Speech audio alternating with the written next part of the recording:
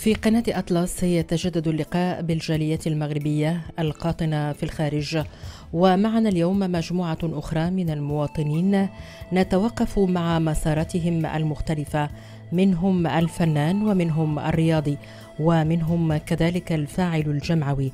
لكل هؤلاء نفتح المجال للحديث حول تجاربهم الشخصية في ميادين عملهم المختلفة، وكل واحد من هؤلاء له تجربة خاصة تميزه عمن سواه.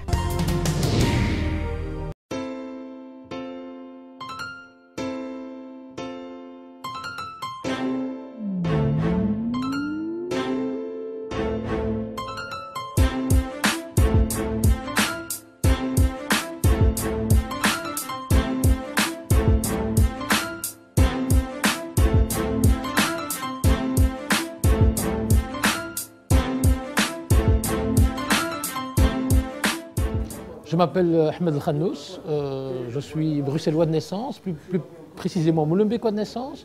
J'ai fait toutes mes études primaires, secondaires à Molenbeek, dans cette commune où je suis actuellement échevin.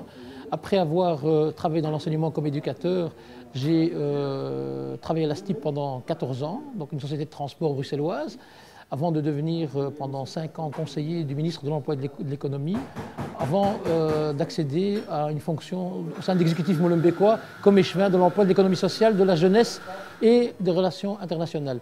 Je suis aussi depuis 2009 député bruxellois, donc en charge de différentes matières, mais aussi dans le cadre de ma fonction de député, président de la commission de l'environnement. Pendant tout mon engagement professionnel, en parallèle, j'ai développé toute une série de projets sociaux dans ma commune. Entre autres, je suis à la base de la création du centre de formation Bonne Vie, qui s'occupe de formation des jeunes, ainsi que toute une série d'autres projets dans le domaine de la remédiation scolaire, de l'accompagnement des jeunes, mais aussi dans le domaine sportif. Donc j'ai le plaisir de vous accueillir ici à la SBL Picnic. La SBL Picnic, c'est une des plus anciennes associations molenbeekoises qui est un lieu de rencontre, de convivialité, mais aussi une SBL qui organise des activités sportives pour les jeunes. Donc ils ont plusieurs équipes de football qui est composée essentiellement de jeunes issus de la communauté marocaine ou d'origine marocaine. Et donc c'est un lieu où j'ai mes habitudes tous les matins avant d'aller à la commune. Je viens rencontrer les gens et prendre mon petit café.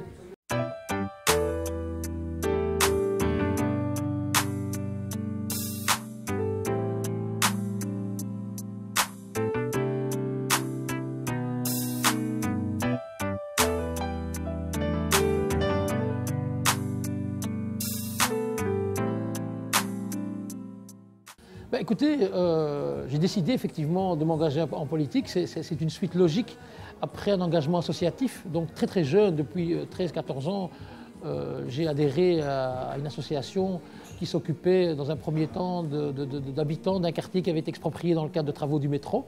Et donc c'était une association qui était composée de bénévoles, essentiellement composée d'étudiants qui avaient décidé de défendre tout un quartier, tous les habitants d'un quartier qui étaient confrontés à l'administration de l'époque.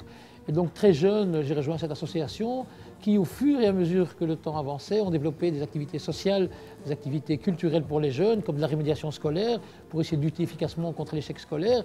Et donc c'est une association que j'ai connue il y a plus de 30 ans, que je n'ai jamais quittée. Et avec eux, non seulement j'ai milité, mais une fois qu'ils ont une reconnaissance de la part des pouvoirs publics, nous avons lancé et développé toute une série de projets dans le domaine, comme j'ai dit lors de mon introduction, dans le domaine de la formation professionnelle, mais aussi, très important, le domaine de la réussite scolaire. Et donc actuellement, cette structure à laquelle j'appartiens et qui existe depuis maintenant à peu près 33-34 ans, emploie à peu près une 50aine de personnes et nous touchons chaque année des centaines et des centaines de jeunes enfants, mais aussi de jeunes adolescents et adultes. On a rencontré des difficultés. Je vais en retenir une parmi tant d'autres, parce qu'on pourrait en parler pendant de très longues heures. C'est par exemple lorsque j'ai décidé de cette transition entre le secteur associatif, le monde associatif et la politique. Je l'ai faite en 2003. Et effectivement, ça n'a pas été avec beaucoup de facilité. On se rend compte finalement qu'on est fixé par le regard de certains qui nous considèrent toujours comme étrangers, même si on est de la même nationalité, même si on est né sur le territoire belge. Et donc, l'obstacle à surmonter, c'est évidemment ne pas aller à la confrontation inutilement et ne pas pouvoir obtenir une reconnaissance, mais c'est plutôt de militer, d'essayer de convaincre, essayer de montrer qu'on peut être d'origine marocaine, on peut aimer son pays d'origine parce que nous avons nos racines au Maroc, et qu'on peut proposer une ouverture d'esprit, mais aussi une richesse, et que nous sommes en quelque sorte une espèce de synthèse entre nos cultures d'origine et la culture du pays d'accueil. Et je crois qu'en continuant cette voie-là, il y a énormément de personnes de notre communauté, mais aussi d'autres communautés, qui s'inscrivent dans ces dynamiques. On peut réussir à construire un projet de société.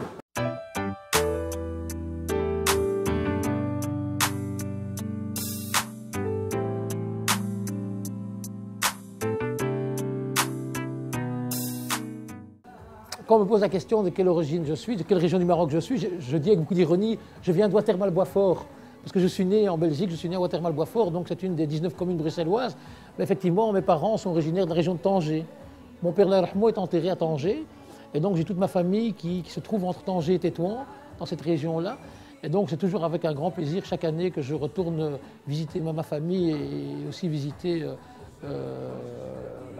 tous ceux de ma famille qui restent là, dont mon père est enterré là. La double nationalité, on peut entendre de temps en temps dans la presse certaines personnes qui remettent en question cette double nationalité.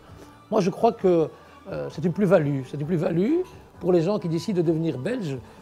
En tout cas, en ce qui concerne les gens de notre communauté, c'est aussi en permanence un rappel par rapport à nos origines. Ça nous rappelle au quotidien que nous sommes d'origine marocaine et que nous avons toujours un pays d'origine qui est prêt à nous accueillir, qui est prêt à se rappeler que ses enfants, à un moment donné, ont immigré. C'est vrai que les conditions, les circonstances sont particulières et qu'on peut en discuter pendant de longues heures, mais je crois que la double nationalité, c'est une richesse supplémentaire.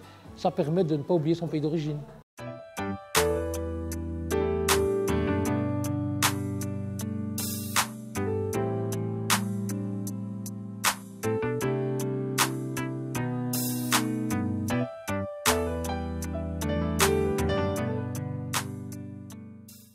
Mais je pense que l'image qui peut être, je vais dire, la perception du Maroc de la part des Belgo-Belges, évidemment, ça dépend un peu, ça varie d'une personne à l'autre. Certains voient à travers le Maroc que son côté folklorique, couscous, etc. D'autres voient à travers le Maroc un pays qui a une histoire, qui a montré sa richesse historique, culturelle, mais aussi ses prises de position historiques par rapport à des situations. On peut quand même rappeler que pendant la Deuxième Guerre mondiale, lorsque les génocides juifs ont commencé en Europe, le Maroc était une terre d'asile et que les juifs marocains ont été protégés par les dirigeants marocains de l'époque, feu Mohamed V. Et donc, c'est un pays qui a un potentiel humain extraordinaire qu'il faut mettre en avant. Et le Maroc, ce n'est pas que du couscous ou des danseuses du ventre, comme certains voudraient le limiter, mais c'est aussi un pays qui a un avenir devant lui, qui va se développer, qui a un potentiel intellectuel très très grand, un potentiel culturel très important. Et donc, je crois que c'est ce qu'il faut retenir comme vision positive du Maroc. Et donc, je crois que les Belges, je veux dire, qui sont ouverts d'esprit, sont conscients que le Maroc est un pays stratégique sur le plan économique, mais aussi en termes de pont entre l'Afrique et le reste de l'Europe. C'est le pays qui peut jouer ce rôle-là d'une manière importante.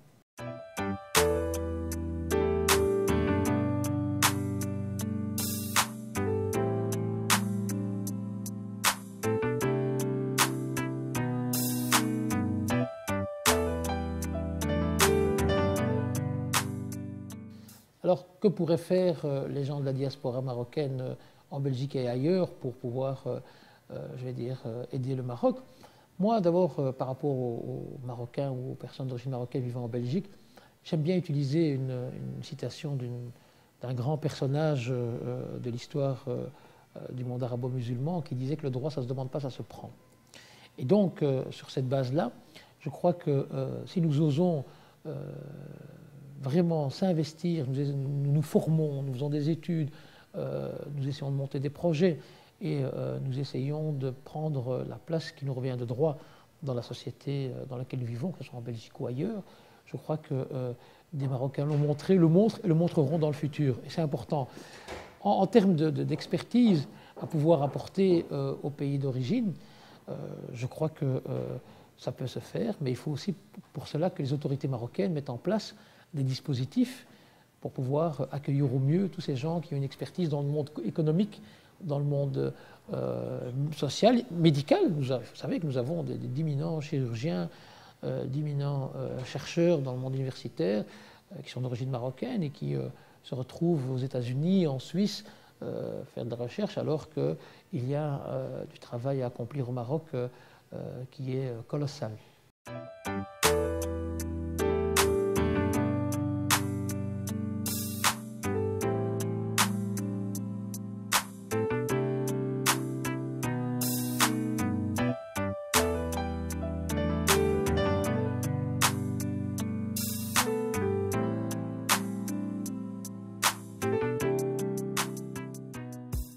Un personnage célèbre a dit il n'y a pas très longtemps que nous qui sommes d'origine marocaine, vivant en Belgique ou en Europe, on nous dit il faudra choisir un jour, est-ce que vous êtes marocain ou belge? Il a dit la chose suivante, est-ce qu'on nous pose la question de savoir si on doit choisir entre notre père et notre mère?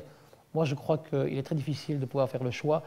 Je suis belge, fier de l'être, mais d'origine marocaine et fier d'être d'origine marocaine et je n'oublie pas mes racines. Et moi, je crois que si on veut voir au loin l'avenir, il ne faut pas oublier d'où on vient. Et ça, c'est important. Je crois que c'est le message que je voudrais transmettre.